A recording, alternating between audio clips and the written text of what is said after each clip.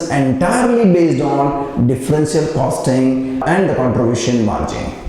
But incremental fixed cost is a relevant cost in case of variable cost. It increases by accepting order. So if the price offered is more than the marginal cost, the proposal may be accepted.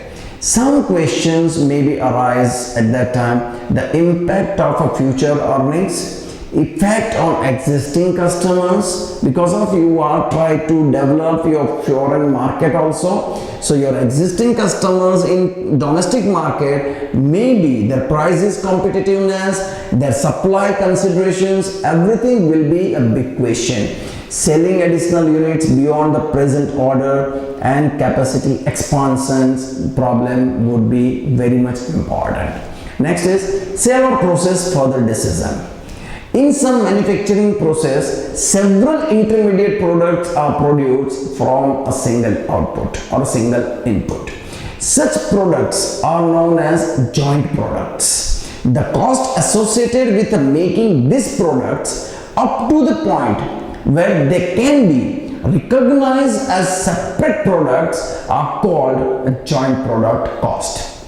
It is profitable to continue processing a joint product after the split up point so long as the incremental revenue from such processing are identified the incremental processing cost. So that's why the sale or process further decision is very important.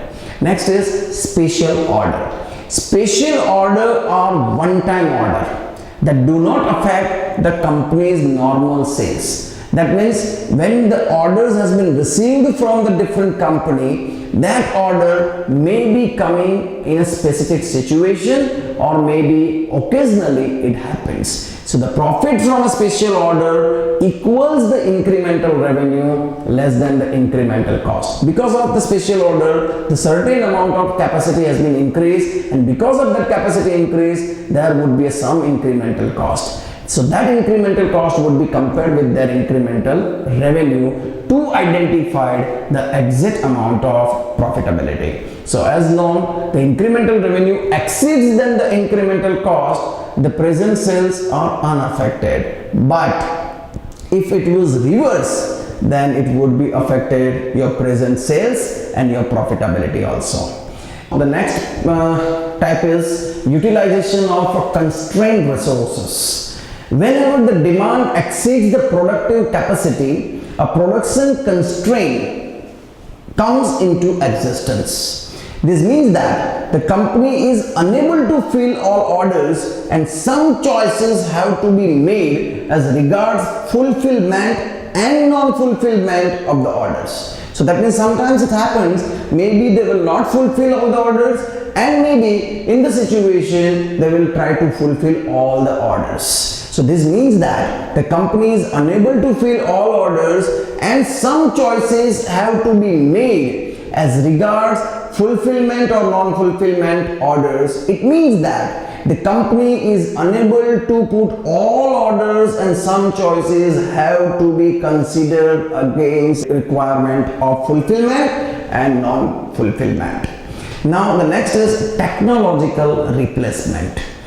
Ultimately, a management often faces the decision when choices has to be made between the retention of a technology or replacement of a technology. Because of certain period of time and the competitive market and the development of the market, the technology upwards and upgraded every now and then. So that is why the company also wanted to upgrade their production capacity and changes the technological replacements. This decision is based on a consequent savings in the cost after installing a new machine, which would result in the increased profitability. It means that we need to assume that after changing of the technological reforms, there would be any possibility for increasing of a profitability. If say yes, then you can understood how this technological replacement of benefits. Replacement of technology is a capital investments because of you are going to change your plant, your whole production technology.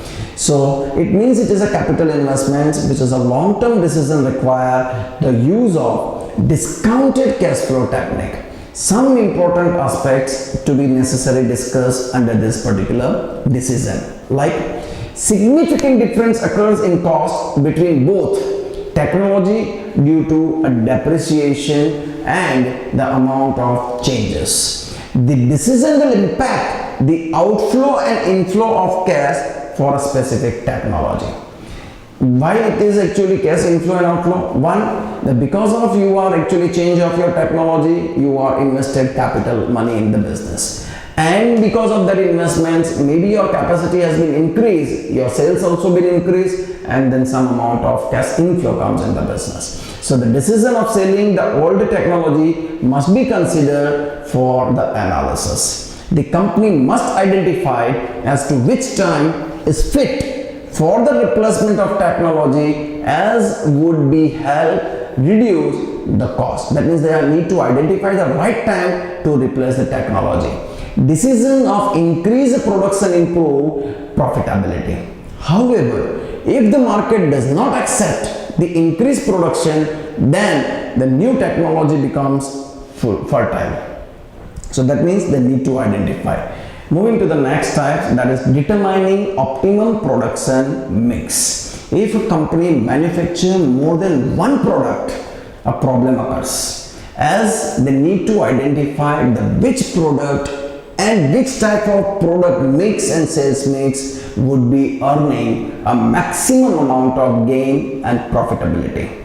So the product mix gives maximum amount of contribution to the ideal product mix. Therefore, in order to determine the best product mix to earn a maximum amount of contribution and each product, for that they need to calculate it and evaluated their contributions separately, and then that would be identified with the comparison of other products and find out the maximum amount of contribution that would be beneficial. So moreover, the production must be prioritized in order so that it can give the maximum amount of contribution per unit. This is what all about all the types for decision making, in that the decision making is very much understood by the different methods would be helpful for managerial skills and managers development. Thank you.